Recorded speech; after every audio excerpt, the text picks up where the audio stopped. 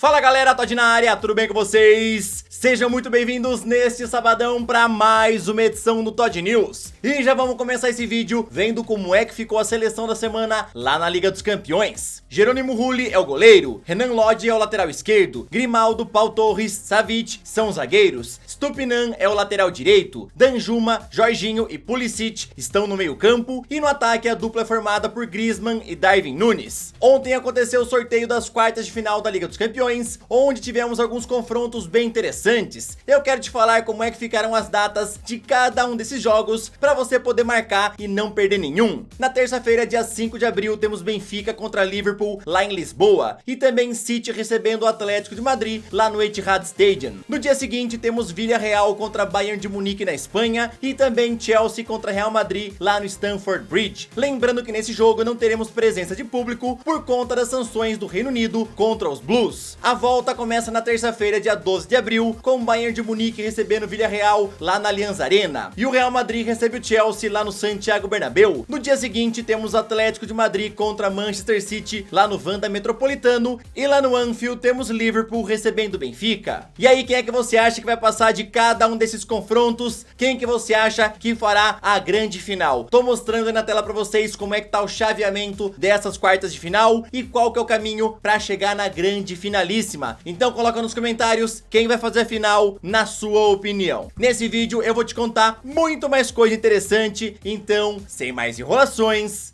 solta a intro! Damn, it's gonna be a long night. Yeah. You know. I said damn, it's gonna be a long night.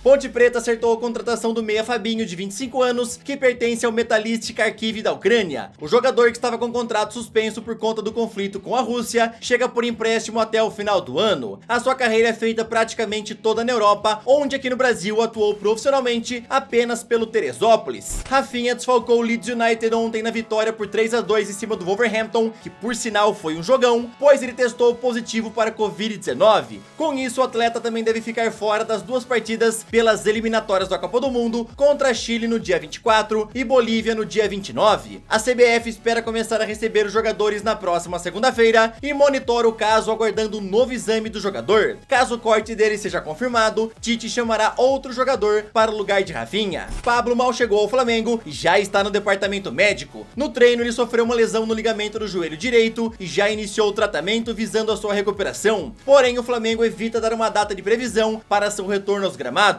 A ideia era que ele fizesse a sua estreia amanhã contra o Vasco pela semifinal do Carioca, mas agora deve demorar um pouco mais, já que lesões de ligamento costumam ter um tempo de recuperação de médio a longo prazo. Segundo o Vene Casagrande, o zagueiro vai ficar fora dos gramados de 4 a 6 semanas. Santos está acertando a contratação do atacante Bryan Angulo, que atua pelo Cruz Azul. O atacante equatoriano de 26 anos tem contrato com o time mexicano apenas até julho e já pode assinar um pré-contrato. A ideia do Peixe é contar com ele o quanto antes, então Angulo já pediu à diretoria e negocia uma rescisão do seu vínculo. O portal GE informou que o jogador inclusive abriu mão dos seus salários que tinha a receber do Cruz Azul para poder acertar com o Santos. Lembrando que seu nome já foi aprovado pelo técnico Fabian Bustos. Na atual temporada pelo Cruz Azul, Angulo atuou em 27 partidas, onde marcou 5 gols. Ele também foi convocado 5 vezes pelo Equador, onde ficou sempre como reserva. Outro jogador procurado pelo Santos é o atacante Emmanuel Martínez do Barcelona de Guayaquil, onde o interesse era trazê-lo por empréstimo, mas o time equatoriano já avisou que ele só sai por venda em definitivo. O time paulista também quer Byron Castilho do Barcelona de Guayaquil, onde ofereceu 2 milhões e 700 mil dólares, ou 13 milhões e meio de reais. Porém, o time detentor do seu passe pediu 3 milhões e meio de dólares.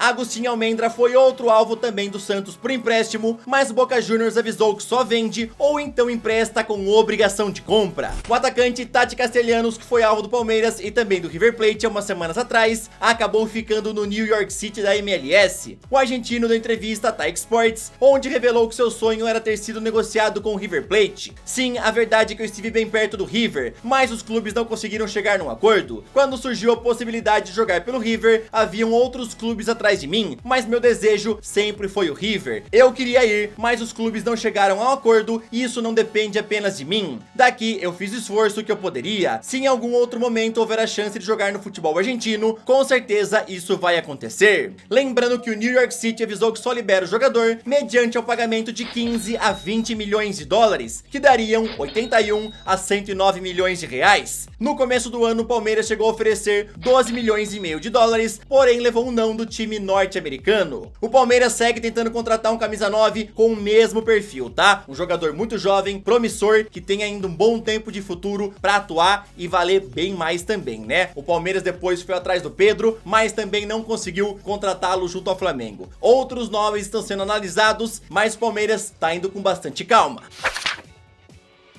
Agora eu já aproveito para te pedir aquela moral, martela o botão do joinha, se inscreve no canal e também ativa o sininho para você sempre ser notificado quando for saindo algum vídeo novo. Eu vou deixar na descrição o link do meu canal de games e também o link das minhas redes sociais. Lá eu sempre posto bastante coisa que eu não consigo colocar aqui nos vídeos. E agora, bora daquele nosso rolezinho pela Europa. Depois do sorteio da Europa League e também da Champions, aconteceu um pouco mais tarde o sorteio das quartas de final da Conference League. E como eu prometi, hoje eu quero contar pra vocês como ficaram os confrontos. Bodo Glimt enfrenta a Roma, Marselha pega o PAOK, Feyenoord enfrenta o Slavia Praga e o Leicester City pega o PSV. Eu queria dar destaque para um confronto. A Roma vai voltar a enfrentar o Bodo Glimt, que meteu 6 a 1 na fase de grupos no time de José Mourinho, e no outro jogo lá na Itália conseguiu um empate em 2 a 2, ou seja, esse confronto promete bastante. Mourinho certamente já está tendo pesadelos com o Bodo Glimt depois do sorteio. O técnico Mancini convocou os brasileiros naturalizados italianos João Pedro e Luiz Felipe para defenderem a Azzurra nos importantes jogos que terão agora por uma vaga na Copa do Mundo. A Itália vai a campo no dia 24 de março contra a Macedônia do Norte e, caso vença, enfrentará no dia 29 o vencedor de Portugal e Turquia. Lembrando que essa é a última chance que as seleções têm para garantir o seu lugar na Copa do Mundo. Balotelli, que vem tentando cavar uma vaguinha na seleção desde o começo do ano, ficou fora dos convocados. Fabrício Romano confirmou que Kessié ainda não assinou contrato com o Barcelona, porém afirma que tudo já está verbalmente fechado. O meio-campista irá ganhar um salário anual de 6 milhões e meio de euros e mais luvas pela assinatura de contrato. O jornalista Gerard Romero confirmou que Xavi já ligou para Kessié nos últimos dias para mostrar a sua empolgação em contar com o jogador e também para falar um pouco mais sobre o projeto do Barcelona para ele.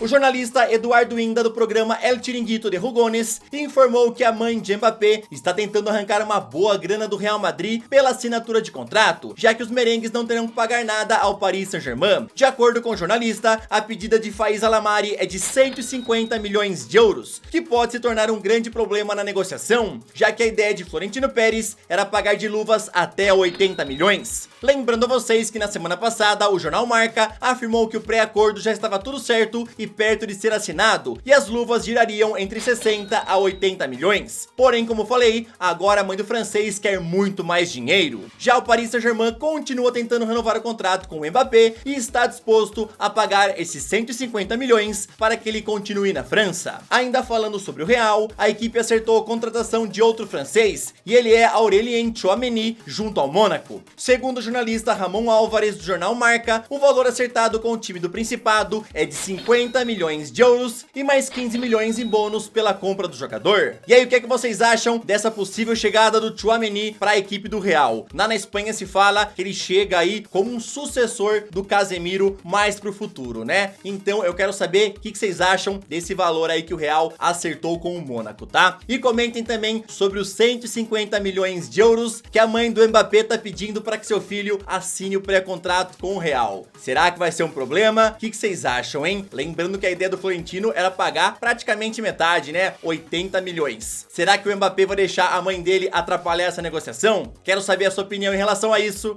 Comenta aí. Neymar tem grandes chances de deixar o Paris Saint-Germain na próxima janela e pode pintar na Premier League. Segundo o portal Ficharris, o Newcastle quer fazer a sua primeira contratação bombástica da nova era, trazendo o brasileiro. E já que dinheiro agora não é problema para o clube, eles conseguiriam assumir tranquilamente o salário de Neymar, que é de cerca de 500 mil euros por semana. O jornal The Sun confirma também o interesse, acrescentando que os Magpies querem aproveitar o momento ruim que ele vive na França com a torcida para fazer fazer uma oferta que convença o PSG a negociá-lo. Porém, o mais complicado é convencer Neymar a acreditar no projeto do clube e vir ser a cara desse novo Newcastle. Para completar, o portal Ficharri cita que o Manchester City também está de olho em Neymar e estuda fazer uma oferta assim que o PSG dar sinal verde e confirmar que vai negociá-lo. Guardiola conhece muito bem Neymar da época em que trabalharam juntos no Barcelona e ele constantemente elogia o brasileiro nas entrevistas. Neymar faz muito tempo que não é aquele jogador que a gente conhecia, né? Aquele cara que realmente faz a diferença nos jogos, faz um bom tempo que infelizmente ele não joga desse jeito, né? Será que sob o comando de Guardiola, mais uma vez, Neymar poderia voltar a ser esse jogador? Será que Guardiola conseguiria resgatar o Neymar? Qual que é a sua opinião em relação a isso? Será que a chegada do brasileiro seria uma boa lá para a equipe do Manchester City? Será que ele aceitaria jogar pelo Newcastle? Responda essas perguntas nos comentários, tá? Quero saber a sua opinião.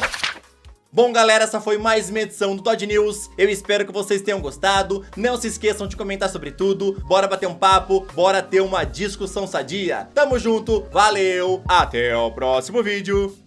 Falou!